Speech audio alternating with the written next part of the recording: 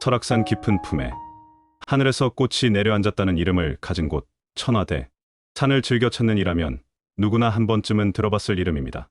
설악산에서 가장 가보고 싶은 길, 그리고 가장 아름다운 길이라 해도 과언이 아니죠. 어쩌면 산을 오르는 사람이라면, 혹은 설악산을 찾게 된다면 반드시 들어야 할 이야기일지도 모릅니다. 그곳 바위 위에는 지금도 젊은 영혼들의 이야기가 조용히 머물러 있습니다. 사랑과 우정, 그리고 비극이 스며든 이름, 석주길. 오늘 우리는 그 길에 남겨진 바람의 속삭임을 따라가 보려 합니다. 천 가지의 꽃이 피어있는 자리, 바위에 피어난 꽃, 하늘꽃이라는 수많은 설화처럼 그곳은 이름만으로도 이미 아름다움의 상징입니다.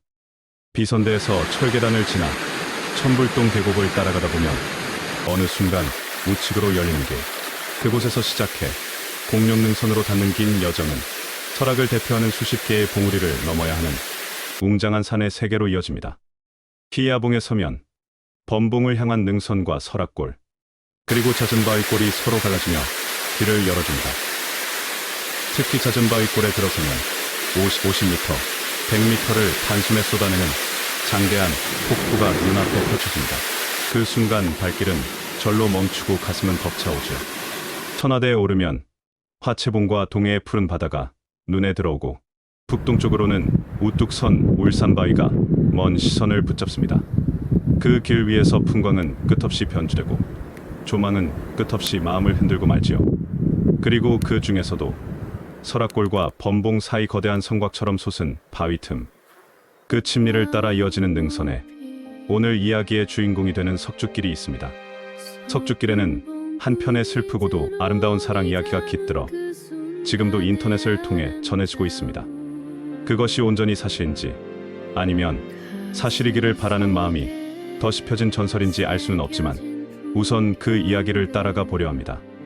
사랑과 우정, 그리고 비극. 1960년대 말 요델산악회의 젊은 세 사람, 송준호, 어몽석, 신현주. 그들은 같은 자리를 나누어 잡고 서로의 꿈을 걸었던 아구였으며 때로는 사랑과 우정을 넘나드는 관계이기도 했습니다.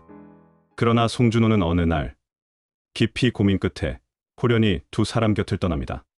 사랑보다 우정을 지키기 위해서, 세 사람의 소중한 관계를 지켜내고자 한 그의 선택이었습니다. 송준호가 떠난 뒤 남은 두 사람은 연인이 되었습니다. 그리고 설악산 천화대의 빙폭, 천당폭에 도전하게 됩니다. 그러나 그 아름답던 겨울, 운명은 잔혹했습니다.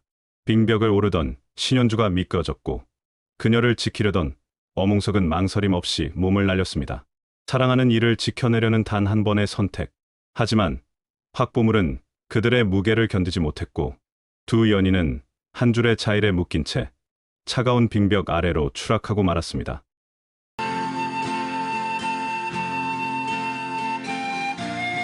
홀로 남겨진 송준호는 두 벗의 넋을 달래기 위해 1968년 7월 천화대에 새로운 길을 엽니다. 그리고 그 길에 이름을 바칩니다. 어몽석의 석, 신현주의 주, 석주길. 척개척자에게 주어지는 명명권. 그는 그 권리를 자신이 아닌 두 영혼에게 바쳤습니다. 석주라는 이름은 그렇게 설악의 바위 위에서 다시 피어난 두 사람의 영혼이 되었습니다. 송준호는 동판에 석주길이라 새겨 천화대와 만나는 바위에 부착했고 그것은 그 자체로 두 벗을 위한 영전이자 기념비가 되었습니다. 그러나 운명은 또다시 그를 설악으로 불러들입니다. 1973년 새해 송준호는 토왕성 폭포를 단독으로 오르던 중 추락하여 결국 그토록 그리워하던 두 벗 곁으로 떠나고 맙니다.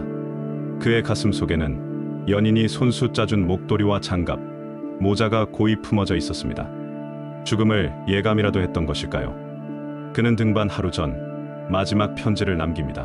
받는 사람 석주 귀하, 주소 벽에서 노루목, 보내는 사람 준. 단 세 줄로 남은 번지 없는 주소의 엽서. 그날 서울의 한 극장에서는 그의 애인이 그를 기다리고 있었습니다. 바람과 함께 사라지다가 상영되기 전 오후 2시 그는 끝내 돌아오지 않았습니다. 그의 가을, 산악회는 추모 등반을 열고 용화장성 제14봉의 동판을 부착했습니다. 송준호의 애인은 그 동판에 마지막 편지를 새겼습니다. 고인의 뜻대로 강하게 살아가겠습니다. 그리고 일주기이던 1974년 송준호의 한 산악 친구가 설악의 노루목에 찾아와 절을 올리며 약속했습니다. 그녀와 함께 살아가겠다. 그 약속은 지켜졌습니다. 그들은 결혼했고 세 사람의 꿈이었던 목장을 일구며 설악가처럼 굽이진 능선의 삶을 이어갔습니다.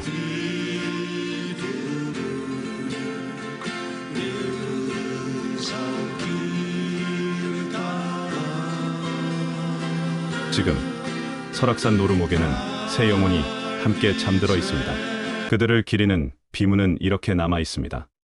시간과 존재의 불협화음으로 공간을 활보하고 있는 아구들이여, 그대들의 자취는 훗날 이 산정을 찾는 이들의 교훈이 되랴. 추억을 침묵으로 승화시킨 사람들, 그 대담한 의지로 회생하리라.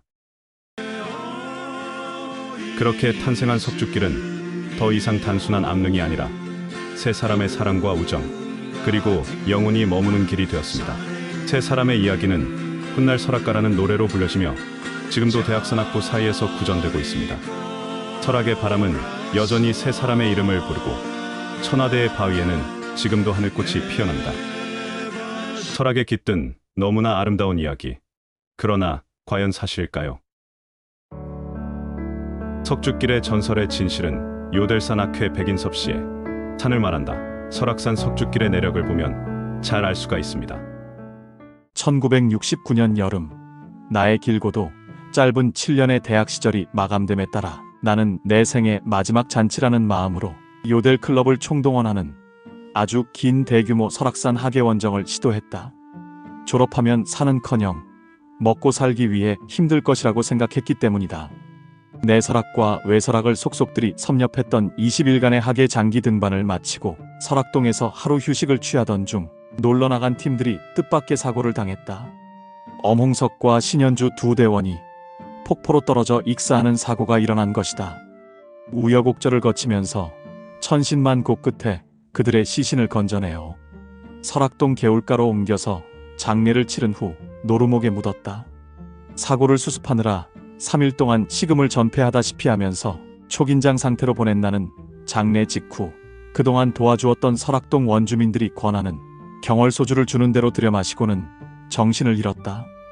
어쨌거나 그들이 우리 요델의 품에서 사고를 당했으니 그들의 영혼이 깃을 접을 둥지 마련을 위해서 무엇인가를 해야겠다는 생각이 들었다. 도봉산 선인봉의 표범길을 군대에서 사고사한 아구 조상규를 그리기 위해서 바친 것처럼 설악에 그들의 흔적을 남기기로 마음먹었다. 그렇다면 내가 설악산에서 초등 개척한 것 중 하나를 골라야 하는데 범봉이나 칠형제봉이나 범봉연봉은 이미 그 이름이 아주 자연스럽게 지어진 상태였다. 오직 전에 초등 개척한 나의 첫사랑 암릉만이 그때까지 제대로 이름을 붙이지 않은 채 그냥 잠정적으로 마켓나의 황금절벽이라 부르고 있었다. 그래서 나는 바로 그 암릉을 그들에게 바치기로 했다. 그래서 홍석의 석자와 현주의 줄을 따서 석주길이라 명명해 보았다. 마침 그 암릉의 가장 멋진 벽이 주홍색을 띠고 있고 거대한 돌기둥처럼 형성되어 있어 붉은 돌기둥 길이라는 걸맞은 의미도 되어 기꺼이 그리 명명했다. 요즘 인터넷이라는 사이버 세상에는 석주길에 대한 별의별 얘기가 떠다니고 있고 그것들이 확대 재생산되면서 퍼지고 있어 때론 사실마저 부정당하는 지경에 이르고 있다. 물론 일반인들에겐 이런 황당한 이야기들이 흥미를 돋워주니 일면 필요하기는 하다. 그러나 등반사적으로 볼 때는 존재했던 사실과 진실만이 의미를 가져야 한다. 석주길 전설 제1편의 엄홍석과 현주의 얼핏 아름다운 사랑 이야기는 꾸며진 석주길 전설이다. 홍석이와 현주는 당시 전혀 애인 관계가 아니었다. 다만 노루목에 동시에 나란히 묻혀 있다는 것과 그리고 당시 처녀 총각이었기에 영혼이라도 짝을 지어주는 것이 돌이라는 설악동 주민의 제안에 가족들도 동의해서 내 손으로 두 영혼을 짝지어준 것이 사실이다.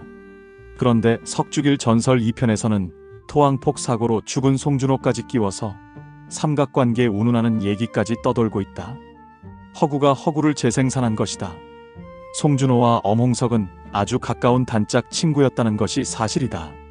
이런 허구적 전설이 생겨나 만인에 회자되는 이유는 석찟길이 전문 산악인의 품을 떠나 만인의 석죽길이 되었기 때문이 아닌가 생각해 본다.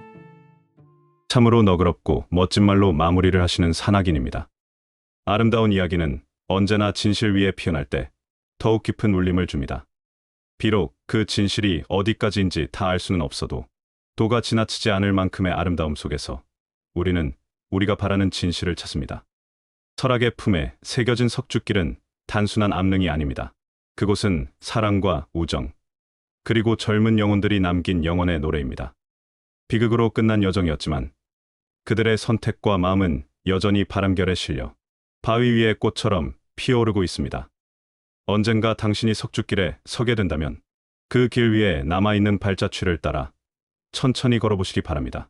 그리고 잠시 눈을 감아 보십시오. 그러면 하늘꽃처럼 흩날리던 세 사람의 이야기가 여전히 설악의 바람 속에서 당신의 가슴에 다정히 속삭여 올 것입니다. 그리고 석죽길의 전설 속에 함께 전해지는 노래, 설악가 중동고 산악회 출신 이정훈 씨가 만든 이 노래는 지금도 산악인들에게 가장 사랑받는 산의 노래로 불립니다. 우리나라를 대표하는 명산, 설악산에 대한 산꾼들의 깊은 애정이 고스란히 담겨 있기 때문입니다. 사실 이 곡은 처음부터 장중한 의미를 지닌 추모곡이었습니다. 지난 영상에서도 다루었던 1969년 설악산에서 일어난 십동지 조난 사고를 기리기 위해 만들어진 노래였지요.